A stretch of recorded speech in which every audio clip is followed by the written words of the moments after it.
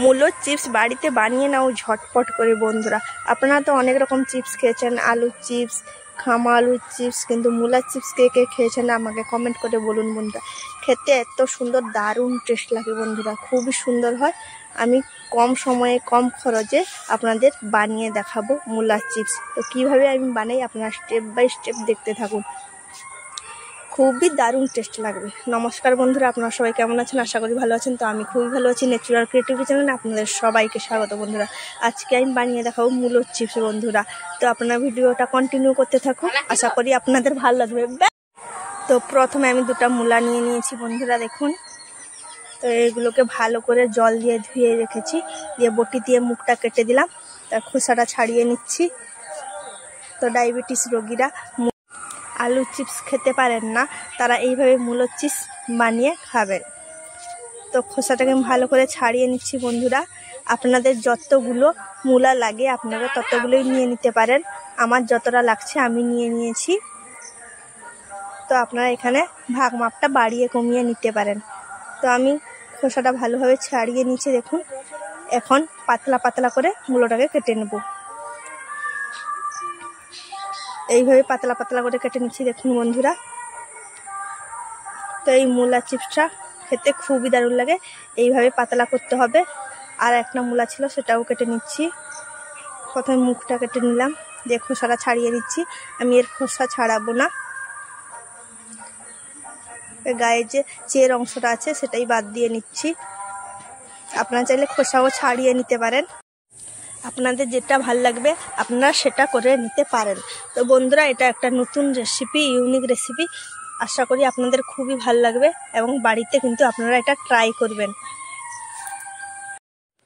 আপনারা তো অনেক রকম চিপস খেয়েছেন বন্ধুরা, একবার কিন্তু এই মূলোর চিপসটা বানিয়ে খান, খুবই সুন্দর লাগে ও খুবই টেস্ট দারুণ হয় বন্ধুরা। আপনাদের বলে আমি বোঝাতে পারবো না।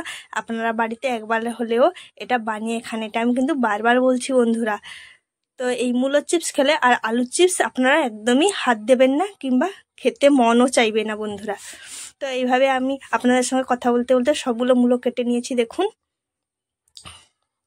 তো একটা আমি বেলাতে করে মূলোগুলো নিয়ে নিয়েছি। এখন দিয়ে নেব অল্প স্বাদ অনুযায়ী লবণ, তারপরে দিয়ে দেব অল্প একটু হলুদ গুঁড়ো। আপনারা চাইলে এখানে লঙ্কা গুঁড়োও ব্যবহার করতে পারেন, তো আমি এখানে দেব না। এইগুলো দিয়ে ভালোভাবে মাখিয়ে নেব। লঙ্কা গুঁড়ো দিলে একটু ঝাল ঝাল হবে, যেহেতু মূলোটা ঝাল, তাই আমি এখানে আর লঙ্কা গুঁড়ো দিলাম না। তো এইভাবে হাত দিয়ে ভালো করে মাখিয়ে নিতে হবে বন্ধুরা, দিয়ে এটাকে রোদে শুকিয়ে দিতে হবে। তো ভালোভাবে আমি ঝাঁকিয়ে নিয়েছি, দেখুন। এখন একটা চালা নিয়ে এসেছি, এখানে আমি একে একে মূলো দিয়ে দেব, দিয়ে ভালোভাবে খেলিয়ে নেব। এইভাবে সুন্দরভাবে সাজিয়ে নিয়েছি বন্ধুরা, দেখুন। তো পুরো খেলিয়ে নিয়েছি। এটা 3 থেকে 4 দিন রোদে দিয়ে দেব, ভালোভাবে দিয়ে শুকিয়ে নেব। তো আমি রোদে দিয়ে নিয়েছি, দেখতে পাচ্ছেন বন্ধুরা। তো 4-5 দিন পরে আমি আবার ফিরে আসছি, মূলোগুলো দেখাবো কীরকম হয়েছে বন্ধুরা। তো ভিডিওটা আপনারা দেখতে থাকুন। তো 5 দিন পরে চলে এসেছি, দেখুন বন্ধুরা। তো মূলোগুলো দেখুন পুরো শুকিয়ে গেছে, একদম কত ছোট ছোট হয়ে গেছে, দেখুন। দেখতে পাচ্ছেন বন্ধুরা, দেখেই আপনারা বুঝতে পারছেন মূলোর অবস্থাগুলো কেমন হয়েছে। যখন আমি কেটেছিলাম কতগুলো ছিল, এখন অল্প হয়ে গেছে। তো অন্যদিকে আমি কড়াইতে তেল বসিয়ে দিয়েছি বন্ধুরা, গরম করে নিয়েছি ভালোভাবে। এখন মূলোগুলো দিয়ে আমি ভেজে নেব। তেলটা দেখুন ভালোভাবে গরম করে নিয়েছি, এখন একে একে মূলো দিয়ে নেব। দেখুন কত সুন্দর ফুলে গেছে, দেখুন।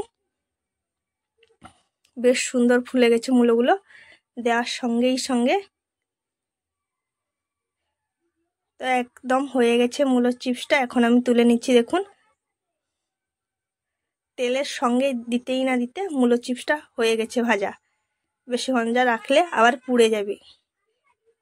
ভালোভাবে গরম করে তেলটা, তারপরে গ্যাসটাকে মিডিয়াম আঁচে রাখতে হবে। তো দেখুন মূলোর চিপসটা কত সুন্দর লাগছে, আলু চিপসকেও হার মানিয়ে দেবে বন্ধুরা।